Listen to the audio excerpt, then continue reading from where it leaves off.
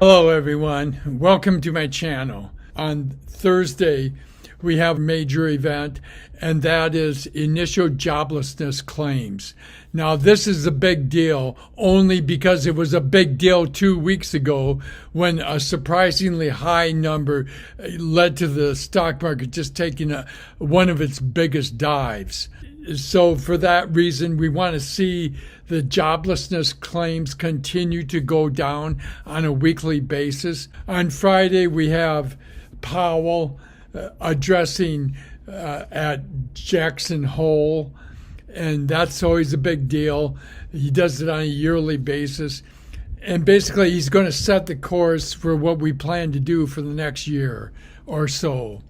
And I think he's going to be dovish. The question is, how dovish? The more dovish he is, the more the market will go up. I suspect he's going to be moderately dovish. He's not going to lower interest rates by 0.5.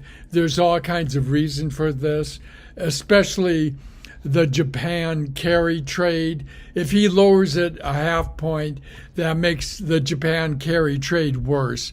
And he doesn't want to do that. He wants to do it in gradual steps. I fully expect him to do 1/4 point each time, with occasionally skipping a month. And when he skips a month, that will be a minor downturn for the market. But I don't think it would be a big deal as long as the employment numbers hold up. So those are the main things we have coming towards us next week. And I also want to explain, why am I trading the way that I'm trading?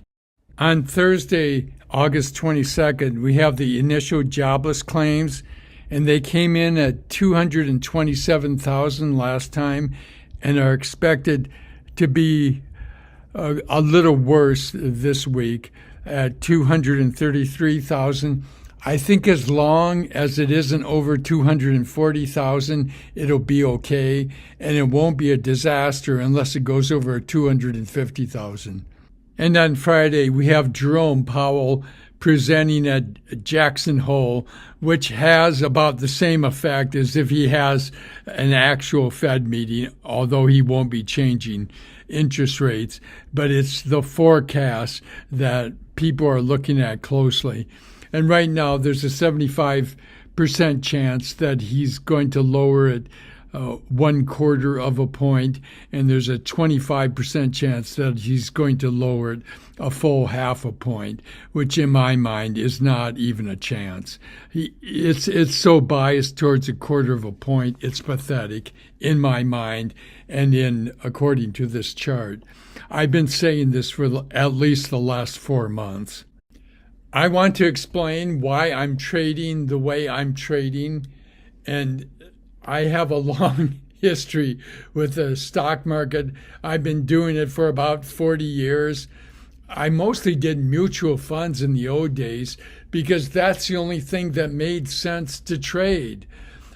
You don't realize how deeply technology has affected how people are trading in the stock market. In the 1960s and 1970s, people used to hold a stock on average for 6 or 7 years.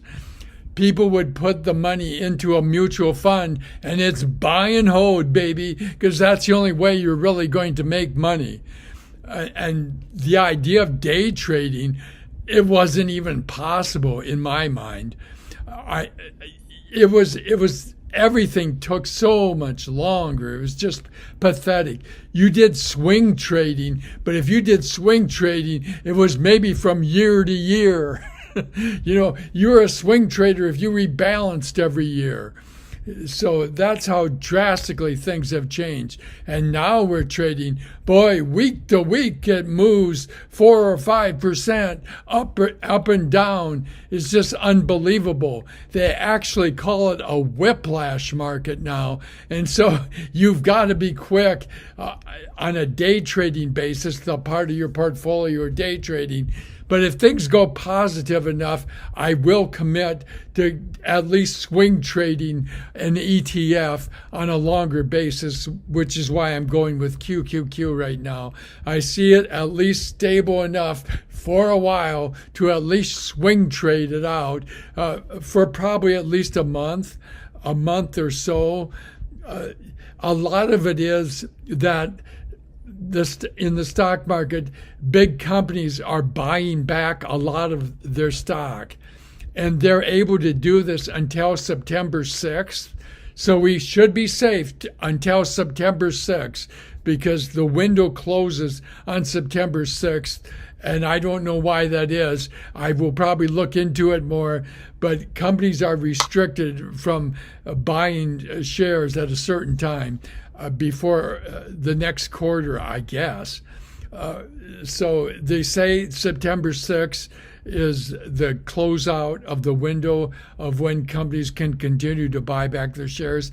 But that's part of the reason why things are so bullish now, is because you have a lot of companies buying back their stocks, and you might as well swim with the tide. This article does the best job of explaining why I'm trading the way I'm trading. Wall Street whiplash schools traders on fragile modern markets. Herding, dicey liquidity, and systemic selling add pressure. VIX sees fastest ever spike, recovery of at least 25 points. Greed has overcome fear on Wall Street, and the market cataclysms that shook up the world in recent weeks may well prove a mere blip on long-term price charts. Yet the summer rout will also go down as a particularly extreme example of a trend that's shaped modern finance for years now. Increasingly frequent shocks blowing up with little warning. As fast as volatility erupted, it has calmed, with the S&P 500 posting its biggest weekly gain since November. Junk bonds scoring a week of gains, and Treasury yields stabilizing.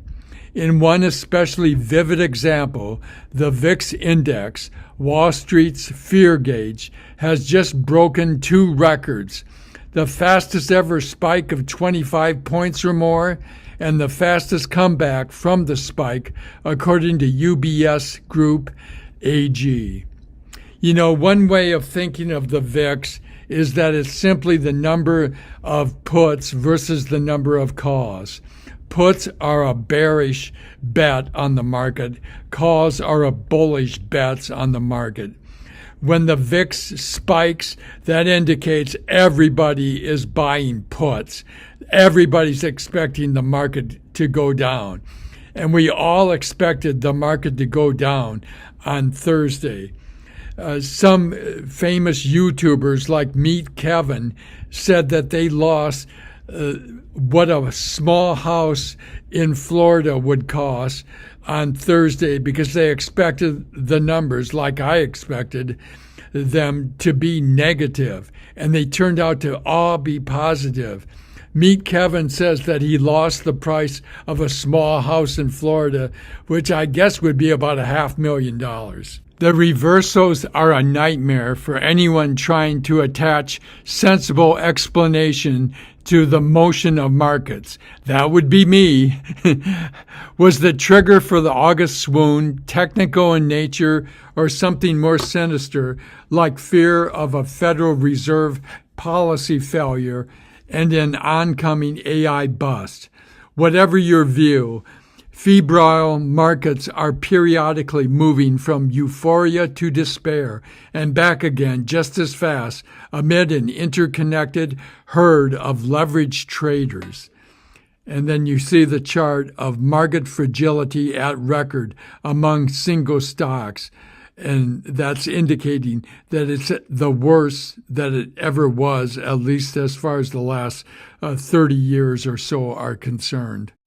Indeed, the increasing frequency of fast reversing price spasms has been an expanding wing of financial research since at least 2019, when Bank of America strategists used the term fragility to describe events that have become 5 times more common than in the previous century. They include the 2015 China devaluation scare, 2018's Volmegadon trauma, and the COVID crash. We would characterize the extreme market ups and downs over the past couple of weeks as the latest illustration of how markets have become inherently more fragile in the past 15 years, said Nitin Saxena, the head of U.S. equity derivatives research at B of A.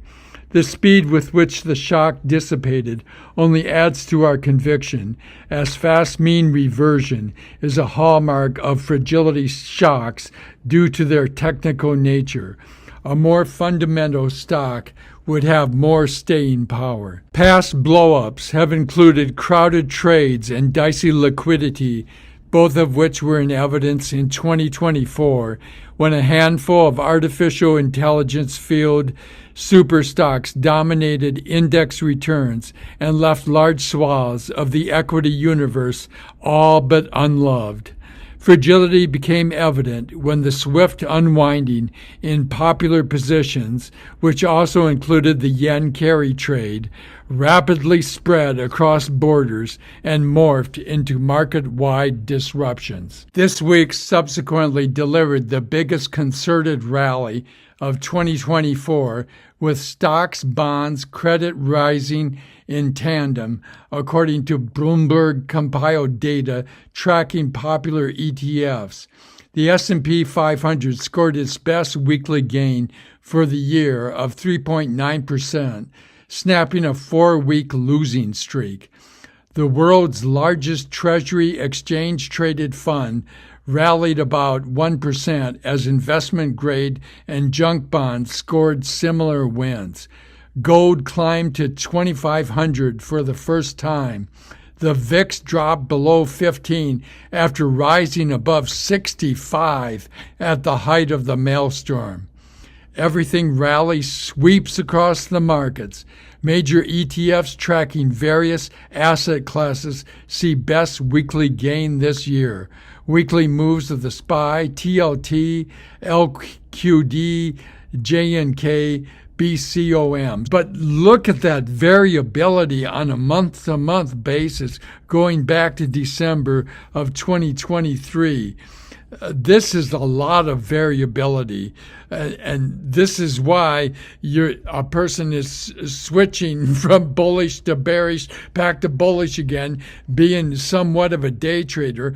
I want to be more of a buy and hold person. That's actually the way I was schooled. But this market isn't allowing it. You've got to be with the trend, and it takes a while to believe in a trend in this market because it literally is all over the place. A raft of recent data prompted traders to recalibrate their Fed bets after comforting signals on inflation.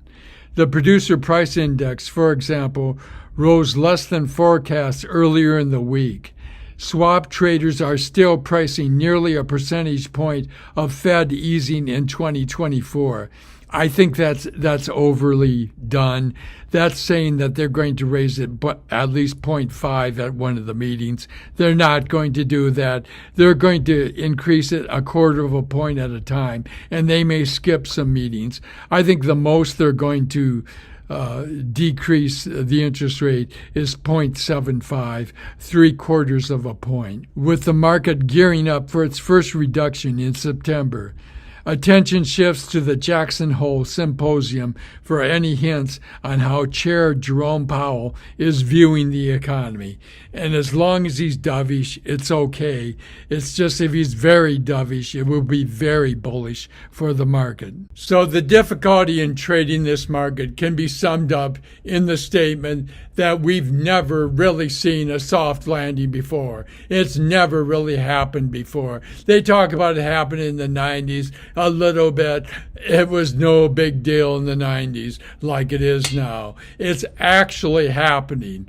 And it's almost unbelievable, especially with the violation of the Psalm rule. So I'm tiptoeing back in to trying to hold some for the long term with QQQ, but I'm daily trading the TQQQ and taking advantage of the days that it's super bullish. I think this is a buy the dip environment, at least until September 6th, because companies are buying the stock. Thank you for listening and watching.